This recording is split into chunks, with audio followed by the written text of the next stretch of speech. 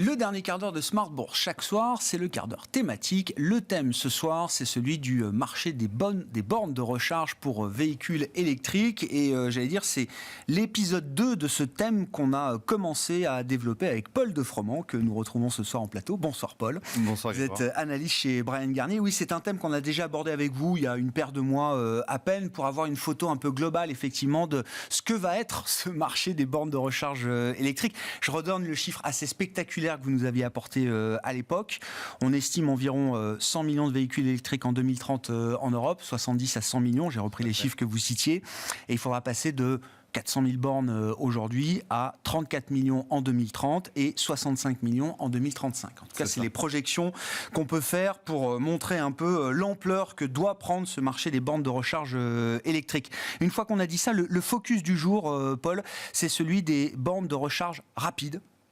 Tout à fait. Là aussi, avec un autre chiffre spectaculaire, et je vais vous laisser nous expliquer, les bornes de recharge rapide, il n'y en a pas, ou quasiment pas. C'est à peine 5% du marché aujourd'hui. Et pourtant, c'est peut-être là où il y aura le plus de valeur à exploiter pour les opérateurs et les investisseurs. Alors, aujourd'hui c'est pas 5%. Aujourd'hui, c'est même moins que ça. C'est vrai que dans les prévisions qu'on fait, 34 millions en 2030, tout type de bornes confondues. Vous avez tout à fait raison. Et on estime que l'ordre de grandeur, ce sera 95% pour de la charge lente, 5% pour la charge rapide. Maintenant, ça ne veut pas du tout dire que la charge rapide n'est pas un marché dynamique ou important. Est-ce qu'il aura plus de valeur que la charge lente ? C'est difficile à dire. En tout cas, ce qu'on sait, c'est que le besoin est très important et le marché n'est pas encore tout à fait défini. C'est-à-dire qu'aujourd'hui, voilà, beaucoup de gens pensaient encore il y a peu de temps que ce ne serait que des autoroutes. Et finalement, on se rend compte qu'on en a aussi besoin en ville, en milieu urbain, périurbain, parce que vous avez des sociétés de taxi, parce que vous avez des sociétés de livraison qui ont besoin de charge rapide. Donc la charge rapide aujourd'hui, c'est au-dessus de 22 kW, mais aujourd'hui, on parle même d'ultra rapide, c'est charger son véhicule en à peu près moins de 20 minutes. Là où la charge lente, pour donner un ordre d'idée, c'est plusieurs heures. Ouais. Donc ça c'est un point important. Et aujourd'hui, on ne sait pas. Alors vous donniez le chiffre de 400 000 bornes, c'était en 2021. Ouais. Donc charge lente et charge rapide. Aujourd'hui, on n'a pas encore les chiffres. On pense qu'on est à un peu plus d'1 million. D'accord. Et juste pour donner un ordre d'idée, on pense, encore une fois, ce sont des estimations, qu'on aurait à peu près 20 000 points de charge rapide en Europe. Donc sur 1 million de bornes. Voilà. Ouais. Donc c'est un marché qui, s'il suit nos prédictions, devrait croître d'à peu près 75% par an en nombre de points de charge d'ici 2030. Ah ouais. Ouais, c'est-à-dire que c'est un marché qui cherche ses frontières d'une certaine manière. Vous le disiez, au départ, c'était fait pour les trajets longue distance, donc les relais autoroutiers. Et puis, effectivement... ça va se diffuser sans doute en dehors des simples aires d'autoroute ou stations de recharge sur autoroute. En ville, vous le disiez, et même peut-être dans les milieux périurbains, il y aura une utilité à avoir des bornes de recharge rapide, voire ultra rapide. Tout à fait. Alors, aujourd'hui, on parle de plus en plus d'ultra rapide, parce qu'en fait, vous avez une avancée technologique, donc je ne vais pas vous... Ultra rapide, pour vous, c'est moins de 20 minutes. Oui, enfin, c'est au-delà c'est à partir de 150 kW. C'est vraiment la puissance desservie qui compte. Et aujourd'hui, voilà, il y a encore 2 semaines, EVBox a sorti une borne à 400 kW. Donc voilà, et on se rapproche.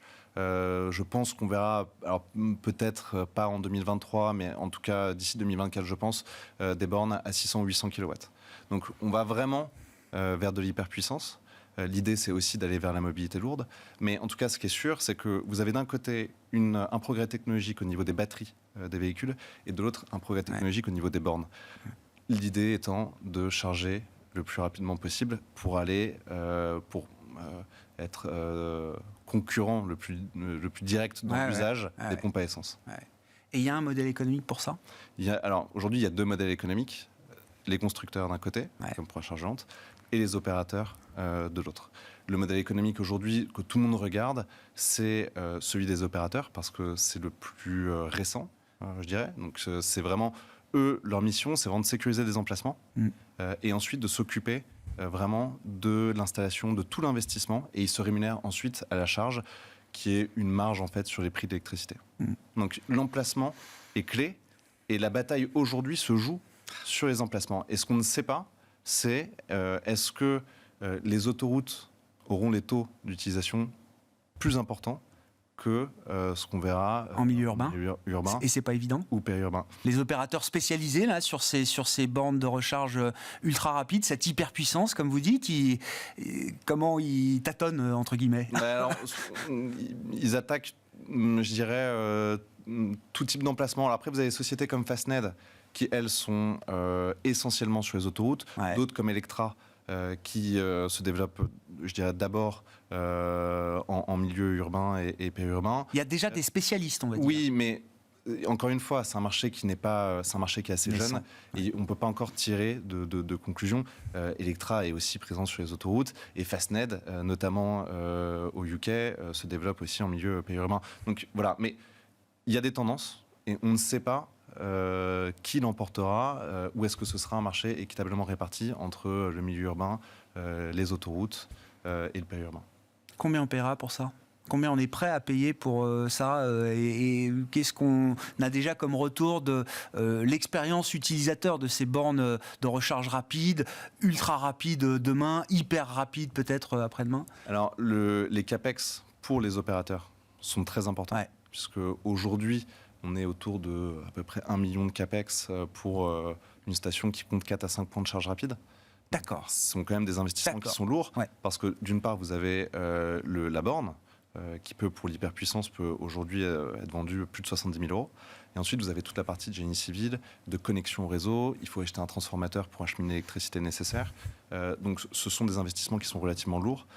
Maintenant, les niveaux de marge pratiqués par les opérateurs sont aussi assez importants, parce qu'ils se rémunèrent, comme je vous le disais, sur un écart au niveau de l'électricité.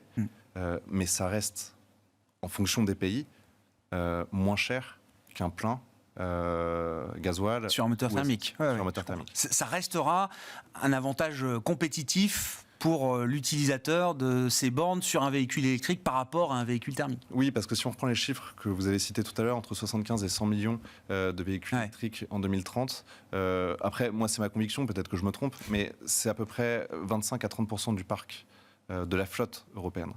Donc le benchmark des moteurs à combustion restera. Et aujourd'hui, nous on l'a fait. Alors en France, ça dépend des pays parce que ça dépend du prix de l'électricité. Mais en France, aujourd'hui, un plein avec un opérateur charge rapide, c'est entre 25 et 40 €, grosso modo. C'est quand même nettement moins cher qu'un plein du moteur à combustion. Pas pour la même autonomie, Paul. Comment ça oui, non, non. Oui. Alors, oui, il faut rapporter au kilomètre parcouru, j'imagine. Je suis d'accord avec vous, mais cette autonomie, aujourd'hui, on était à 380 km en moyenne l'année dernière. Je crois qu'aujourd'hui, sur les modèles les plus récents, on est quand même à 500. On se rapproche très vite des 600, 700 km du moteur thermique.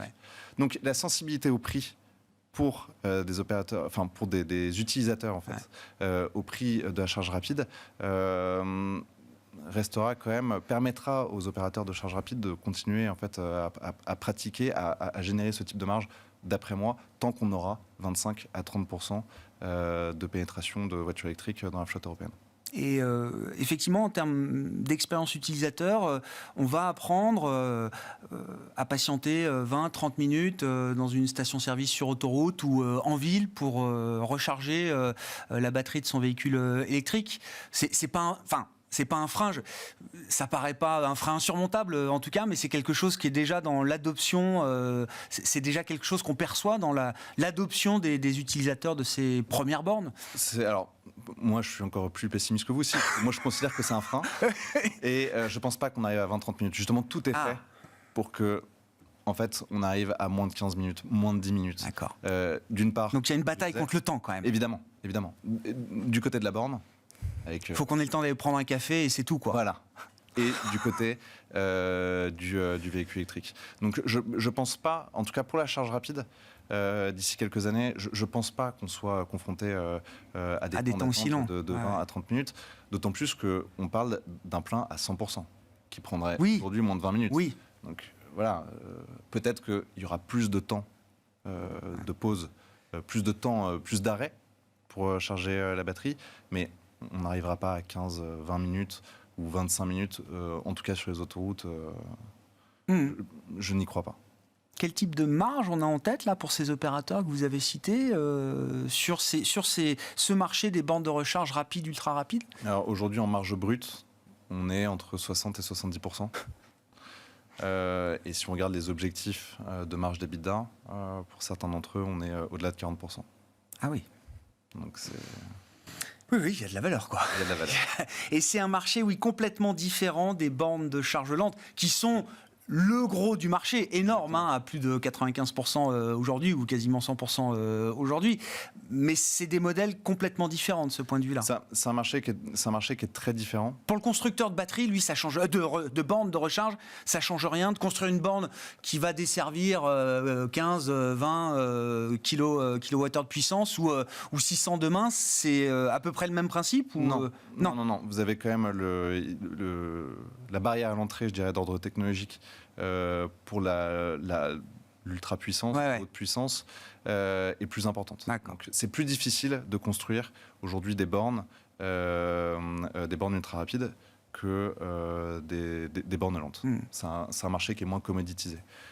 Maintenant, et vous avez aujourd'hui, c'est un marché quand même assez concentré. Vous avez, je dirais, peu de constructeurs qui ont l'essentiel du marché. Je pense notamment à des sociétés comme Alpitronic, ABB, Tritium, Kempower. Vous voyez, on en a 4 ou 5 qui aujourd'hui en fait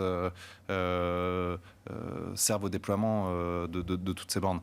Maintenant, c'est un marché qui est quand même assez différent. D'une part, le prix n'est pas le même. On est à plus de 70 000 euros pour les bornes les plus récentes. Évidemment, ces prix-là vont être amenés à baisser. Mais pour la charge lente, on est plutôt autour de 1000. Ah oui. C'est pas le même rapport. C'est sûr. Et ensuite, vous chargez beaucoup plus. Le besoin n'est pas le même non plus. Vous chargez beaucoup plus de voitures avec de la charge rapide, avec un point de charge rapide qu'avec un point de charge lente. Donc voilà, il faut prendre en compte tous ces paramètres. Merci beaucoup, Paul, de nous amener à explorer ce marché naissant, effectivement, des bornes de recharge. Mais encore une fois, c'est un marché naissant, mais qui est amené à prendre une ampleur considérable au regard des projections qu'on peut faire sur le marché du véhicule électrique en Europe, sur des horizons 2030 ou 2035. Paul Defroment, qui est avec nous en plateau pour le quart d'heure thématique de Smart Bourse ce soir, analyste chez Bryan Garnier.